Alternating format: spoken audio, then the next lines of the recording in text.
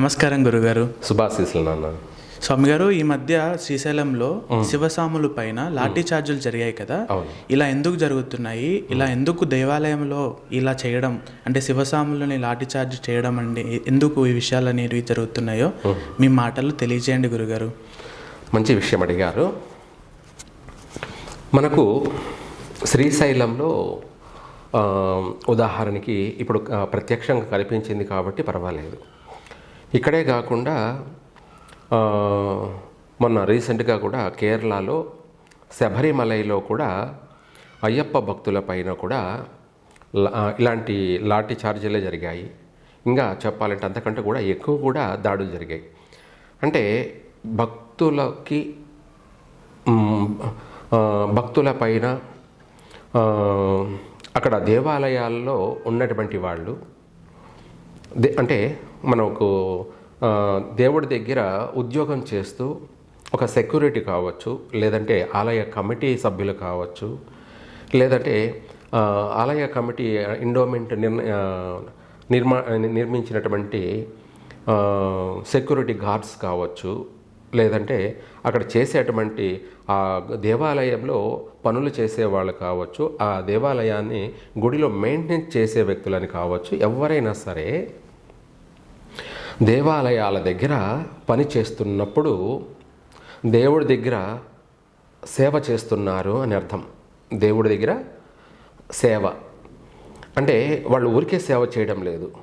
ఆ దేవాలయానికి ఆదాయం, ఇన్కమింగ్ అనేది భక్తుల వల్ల పోయే భక్తుల వల్ల ఎంతో ఆదాయం వస్తూ ఉంటుంది.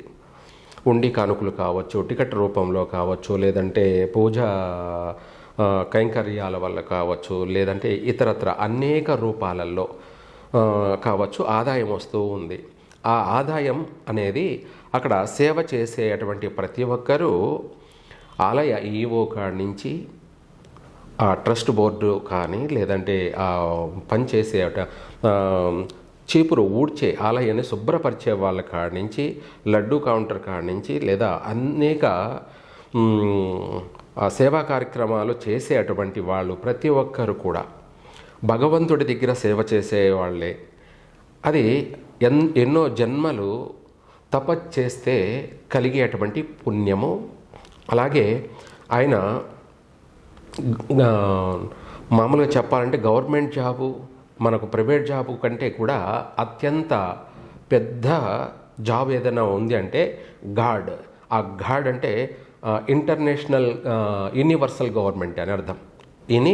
యూనివర్సల్ గవర్నమెంట్ అనే అంత పెద్ద గవర్నమెంట్లో జాబ్ అని అర్థం. అది చెప్పాలంటే భగవంతుడి దగ్గర సేవ చేయడం అనేది కూడా ఏదో మామూలు ఉద్యోగం కాదు. అది యూనివర్సల్గా ఇంటర్నేషనల్ గవర్నమెంట్ అన్నట్టుగాను అది పెద్ద గర్వంగా చెప్పుకునేటువంటి జాబే. అటువంటి జాబు, ఆ వృత్తి దేవాలయాల దగ్గర చేస్తున్నప్పుడు చాలా వరకు ఓర్పుగాను, ఓపికగాను, సహనంగాను, అలాగే వీటితో పాటు భక్తి అనే శ్రద్ధ కలిగినటువంటి వాళ్ళని మాత్రమే దేవాలయాల్లోకి మనము ఆ యొక్క దేవాలయ దగ్గరికి ఉద్యోగాలకి తీసుకోవాలి. ఇదంతా కూడా రాజకీయాలు చేయకూడదు. రాజకీయాలంటే ఎవరంటే వాళ్ళు ఇతర మతస్థులని చెప్పచ్చు, లేదంటే హిందువులే కావచ్చు, దేవుడు అంటే భక్తి లేని వాళ్ళు, దేవుడు అంటే భయం లేని వాళ్ళు, దేవుడు అంటే నమ్మకం లేని వాళ్ళు, లేదంటే మూర్ఖులు, లేదంటే అంటారు కదా మన ఇతండవాదులు, లేదా ఇలా రకరకాలైనటువంటి వాళ్ళని అందరినీ కూడా దేవాలయాల దగ్గర ఉద్యోగాలు అటువంటి వాళ్ళకి ఇవ్వకూడదు. ఇచ్చినట్టు అయితే ఏమవుతుందంటే ఏదో ఇలాంటి సమస్యలు ఎదురవుతాయి. కాబట్టి ఎవరైనా సరే దేవుడి దగ్గరికి రావాలి, అక్కడ సేవ చేయాలి, లేదా అక్కడ జాబ్ చేయాలి అంటే వాళ్ళకు ఒక క్వాలిఫికేషన్ ఉండాలి. ఆ క్వాలిఫికేషన్ అంటే ఏమిటంటే భక్తులు రకరకాలైనటువంటి మనుషులు వస్తూ ఉంటారు, ఎంతోమంది వస్తూ ఉంటారు. వాళ్ళందరినీ ఓర్పుగా, ఓపికగా ట్రీట్ చేస్తూ వాళ్ళందరికీ ఇంకా కూడా రావాలి దేవాలయానికి మళ్ళీ అంటే రోజు కానీ లేదా వారం కానీ లేదా నెల కానీ మళ్ళీ వెళ్ళాలి అనే విధంగా భక్తులకు కలిగే విధంగా అక్కడ నడుచుకోవాలి, ప్రవర్తించాలి. అప్పుడే వెళ్ళిన వాళ్ళకి మనశ్శాంతి కలుగుతుంది, ప్రశాంతత కలుగుతుంది. అప్పుడు భక్తులు ఏం చేస్తారంటే అక్కడికి వెళితే మనకు బాగుంటుంది, మనకు మంచి జరుగుతుంది అని చెప్పేసి మళ్ళీ దేవాలయానికి వెళ్ళే విధంగా భక్తులందరూ కూడా ఆలోచించే విధంగా కూడా మనం చర్యలు తీసుకోవాలి. అలా కాకుండా ఈ రోజున ఎవరు పడితే వాళ్ళని దేవాలయాల దగ్గర తీసుకొని వాళ్ళకు ఉద్యోగాలు ఇవ్వడం వల్ల, అంటే అక్కడ రాజకీయాలు ఎక్కువైపోతున్నాయన్నమాట. దేవాలయాల దగ్గర కుల రాజకీయాలను చెప్పచ్చు, మత రాజకీయాలను చెప్పచ్చు, లేదంటే మామూలుగా పాలిటిక్స్ కావచ్చు. ఇవి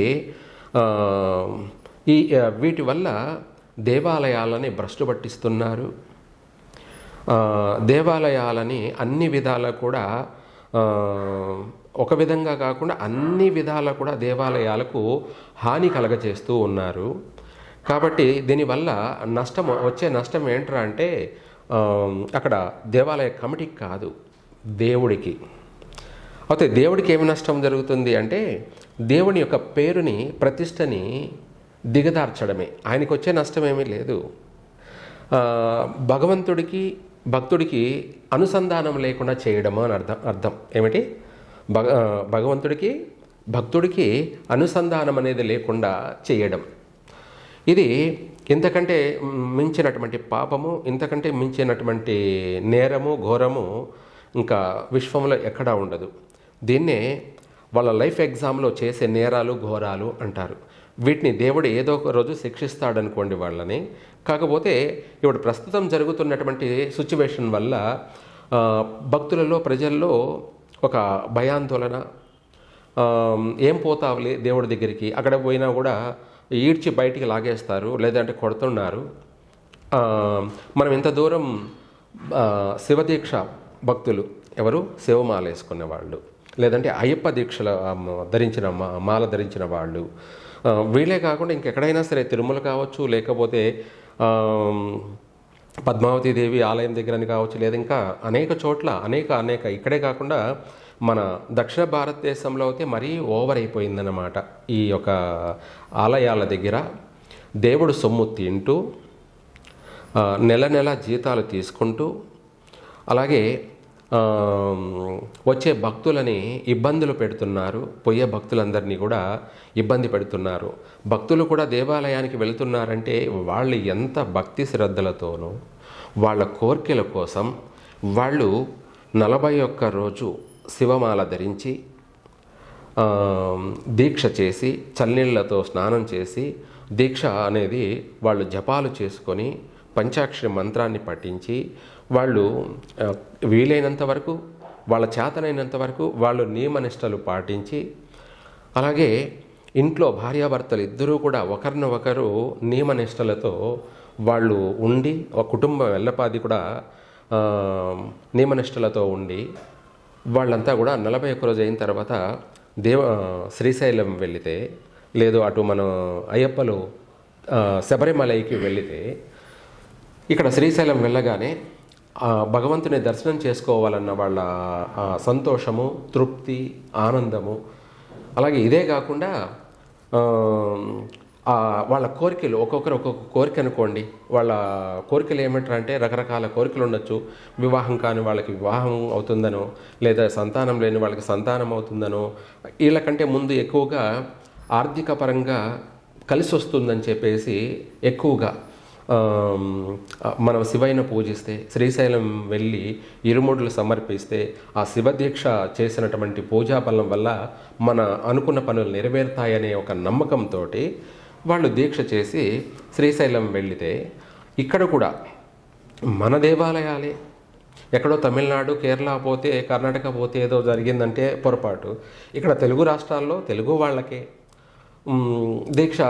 వాళ్ళు దీక్షా శ్రద్ధలో, భక్తి అనే ఒక ఉపవాసాలతో కూడుకొని క్యూ లైన్లో నిలబడితే వాళ్లకు దర్శనం కాగా, మళ్ళీ దర్శనం చేయించక మళ్ళీ వాళ్ళను లాఠీలతో కొట్టడం అనేది అది ఎంత అమానుషం, ఇది భక్తులలో ఎంత అప్రతిష్ట, దేవునికి అప్రతిష్ట. ఎవరైనా సరే దేవుడు ఉన్నాడా లేడా అనే ఒక కోప ఆవేశాలుగా వచ్చేస్తాయి. దేవుడు ఉంటే ఎందుకు మాకు దీక్షలో కూడా మమ్మల్ని కొట్టారు అనని వాళ్ళు దేవుడిని అనుకుంటారు. వీళ్ళు చేసే పొరపాట్ల వల్ల ఈ యొక్క కమిటీ సభ్యులు, దేవాలయ ట్రస్ట్ బోర్డు ఒక నడిపించేటువంటి వీళ్ళ వల్ల అటు శ్రీశైల మల్లన్నకు కూడా అప్రతిష్టలు తీసుకొచ్చే అవకాశం ఏముంది, అదే జరిగింది. ఎక్కడో తమిళనాడులో శబరిమలలో అక్కడ వాళ్ళు దాడి చేశారు. సరే, అక్కడ వాళ్ళు ఏదో ఏ సిచ్యువేషన్లో ఎట్లా జరిగిందో తెలియదు. కానీ అక్కడ కేరళలో జరిగింది అంటే అది ఒక వేరే విషయం. కానీ ఇక్కడే మన శ్రీశైలం, మన కర్నూలు జిల్లా, మన ఆంధ్రప్రదేశ్, తెలంగాణ, 2 రాష్ట్రాలు, తెలుగు ప్రజలు ఎక్కువగా మన ఈ తెలుగు వాళ్ళే ఎక్కువగా వెళ్తారు. అక్కడ వెళ్ళి వాళ్ళ దర్శనానికి వెళ్ళిన దానికి దర్శనం కాకపోగా వాళ్ళ పైన దాడి చేశారు. అయితే వాళ్ళ సైడ్ నుంచి కూడా ఇంకొక మాట వినిపిస్తుంది. ఏమని, వీళ్ళు అక్కడ వృద్ధులు ఉన్నారు, వీళ్ళందరూ తోపులాట్లు జరుగుతున్నాయి, వాళ్ళకి ఏదైనా ఇబ్బంది జరుగుతుందని లాఠీ చార్జ్ చేశామని కూడా చెప్తున్నారు. అయితే ఈ విషయంలో కూడా అవన్నీ మెయింటైన్ చూసుకోవాల్సింది ఆలయ ట్రస్ట్, సేవా సంఘం, అక్కడ ఉన్నటువంటి సెక్యూరిటీ. అది దాడి చేయకుండానే వాళ్ళు మెయింటైన్ చేయాలి. లాఠీలతో శివభక్తుల్ని కొట్టడం ఏమిటి? కొట్టకూడదు కదా, మెయింటైన్ చేయాలి. మెయింటైన్ చేయలేకపోతే మీరు ఎందుకున్నారు? మీరు రిజైన్ చేసి వెళ్ళిపోండి. దానికి ఎవరైతే అర్హులు ఉన్నారో, నేను ఇందాక చెప్పాను కదా, ఓర్పు ఉన్న వాళ్ళనే తీసుకోవాలి, ఓపిక ఉన్న వాళ్ళనే తీసుకోవాలి. దేవాలయాల దగ్గర రాజకీయాలు చేసి వాళ్ళ చుట్టాలు, వాళ్ళ బంధువులు, వాళ్ళ రౌడీలని, లేకపోతే పోరంబోకల్ని, అందరినీ పని బాట లేని వాళ్ళని తీసుకొచ్చి పెట్టడం కాదు. వీళ్ళు ఇక్కడ జాబ్ చేయడానికి అర్హులా అనర్హులా? ముందు దేవుడి దగ్గర చేస్తున్నారంటే వాళ్ళల్లో భక్తిభావం అనేది దానికన్నా కూడా ప్రేమతత్వం, ఓపిక, ఓర్పు, సహనం అనేది అత్యవసరం. అలాంటి సెలెక్ట్ చేసి అలాంటి వాళ్ళకి ఉద్యోగాలు ఇవ్వాలి. అలాంటి వాళ్ళనే దేవాలయాల దగ్గర సేవకులుగా ఏర్పాటు చేసుకోవాలి. ఇది ఆ ట్రస్ట్ బోర్డు చేయాల్సినటువంటి మొట్టమొదటి పని. అంతేగాని వాళ్ళ చుట్టాలు, వాళ్ళ పక్కాలు, లేదంటే వాళ్ళ రాజకీయ సంబంధించినటువంటి వాళ్ళు, వాళ్లకు కొమ్ము కాసేటువంటి వాళ్ళని తీసుకొచ్చి దేవాలయాల్లో ఉద్యోగాలు ఇవ్వడం కాదు. ఎవరైనా సరే, ఇప్పుడైనా సరే, ఎక్కడైనా సరే ఇలాంటి సిచ్యువేషన్లు ఒక కళ్ళ ముందరే జరుగుతూ వస్తూనే ఉన్నాయి. ఇలా చేస్తూ ఉంటే ఎక్కువ కాలం కొనసాగవు. లాస్ట్కి భక్తులు కాదు కదా, దేవాలయాలే మూసివేయాల్సిన పరిస్థితి వస్తుంది. అలా తీసుకొస్తున్నారు మీరు. దేవాలయాల దగ్గర పనిచేసే వాళ్ళ వల్లనే దేవాలయాలకి హాని కలగ చేస్తున్నారు. దేవాలయాలు మూతపడే రోజు కూడా వచ్చే అవకాశాలు ఉన్నాయి. కాబట్టి జాగ్రత్తగా ప్రతి ఒక్కరూ భక్తి శ్రద్ధలతో వచ్చే భక్తులకి ఎటువంటి ఇబ్బందులు కలగకుండా చూసుకోవాల్సిన బాధ్యత అక్కడున్న సెక్యూరిటీది, అక్కడ ఉన్నటువంటి కమిటీ సభ్యులది. ఇది ప్రతి ఒక్కరూ ప్రతి దేవాలయాల దగ్గర కంపల్సరీగా మెయింటైన్ చేయాల్సినటువంటి పరిస్థితి. అలా చేయగలిగితేనే మీరు అక్కడ చేయండి, లేకపోతే వదిలేసి వెళ్ళిపోండి. ఎవరు చేయాలో వాళ్ళు చేస్తారు. నేను చేస్తానని ప్రతి ఒక్కడు దేవాలయాలు రాజకీయాలు చేస్తూ ఆధిపత్యం కోసం వచ్చి దేవాలయాల దగ్గర పెత్తనాలు చేయడానికి రావద్దు. ఎవరైనా సరే ముందుగా దేవుడికి పేరు ప్రతిష్టలు తీసుకొచ్చే విధంగా వచ్చితేనే రండి. అప్పుడే మీరు బాగుంటారు. అలాగే దేవాలయం యొక్క గౌరవము, అలాగే దేవాలయం యొక్క పునరుద్ధరణ అంటే బాగా దేవాలయము అభివృద్ధి చెందడం జరుగుతుంటుంది. 10 మంది భక్తులు చెప్పుకుంటారు, పలానా దేవాలయం శ్రీశైలం వెళ్ళామంటే అక్కడ వాళ్ళు బాగా మెయింటైన్ చేస్తున్నారు, అక్కడ ట్రస్ట్ బోర్డు బాగా మెయింటైన్ చేస్తుంది, మంచిగా చేస్తుంది, మాకు చాలా సంతోషం అనిపించింది అని ఎవరైనా చెప్పాలి, అందరూ కూడా మాట్లాడుకోవాలి. అలా ఉన్నప్పుడే దేవాలయాలు నిత్యము కలకలలాడుతూ దినదినము ఇంకా శోభాయమానంగా అభివృద్ధి చెందుతాయి. లేదంటే ఇలా వచ్చే భక్తులని ఇబ్బందుల పాలు చేస్తూ ఇక్కట్లు పెడుతూ ఉంటే దేవాలయాలే మూతపడే ప్రమాదం ఉంది. కాబట్టి జాగ్రత్త. దానికి కారణం ఎవరవుతారంటే ఈ యొక్క దేవాలయం దగ్గర ఉద్యోగం చేస్తూ దేవుడి సొమ్ము తింటూ, అలాగే ఆ దేవుడికి వచ్చిన సొమ్ము తింటూ ఆ దేవాలయానికే హాని కలగచేయడం, నష్టం కలగచేయడం. అందువల్ల మీకు వచ్చే అటువంటి ఉద్యోగం, మీరు తింటున్నటువంటి ఆ తిండి కూడా లేకుండా పోతుంది. కాబట్టి ప్రతి ఒక్కరూ కూడా జాగ్రత్తగా నడుచుకోండి. ఇది ఒక గురువుగా నేను ఇచ్చేటువంటి సలహా. నేను చెప్పానని మీరు ఎవరైనా సరే అది కోప్పడాల్సిన అవసరం లేదు. మీరు బాగుండాలి, అటు వచ్చిన భక్తులు బాగుండాలి, దేవాలయం డెవలప్మెంట్ కావాలి, దేవాలయం ఇంకా దినదినము అభివృద్ధి చెందాలి. అదే శ్రీశైలానికి నేను దాదాపు ఒక 30 ఏళ్ల కిందట నేను శివదీక్ష మాల వేసుకొని వెళ్ళాను. అప్పుడు మహా అంటే ఇదే శివరాత్రికి పట్టుమని ఒక 1000 మంది కూడా లేరు. ఎవరు? శివదీక్ష భక్తులు. ఇప్పుడు దాదాపు లక్షల్లో ఉన్నారు. ఇప్పుడు లక్షల్లో ఉన్నారు అంటే దాని అర్థం ఏమిటి? ఆ దేవాలయానికి వచ్చే ఆ శివభక్తుల వల్ల కావచ్చు, మామూలు నార్మల్ భక్తులు కావచ్చు, ఎంతమంది వస్తూ పోతున్నారు, వాళ్ళ వల్ల ఆ దేవాలయానికి ఎంత ఆదాయం పెరిగింది.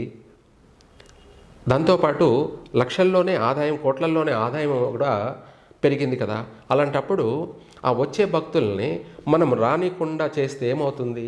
ఆ ఆదాయం అనేది దేవాలయానికి రాదు, దేవుడికి రాదు.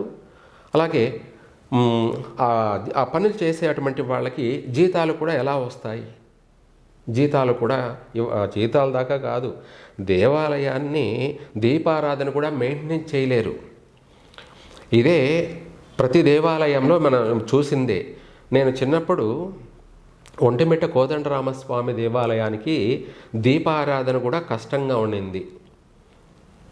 ఒక 30 ఏళ్ల కిందట, అంటే నేను చెప్పే మాటలు చెప్పాలంటే 1980, 70, 80, 90 ఆ ప్రాంతంలో.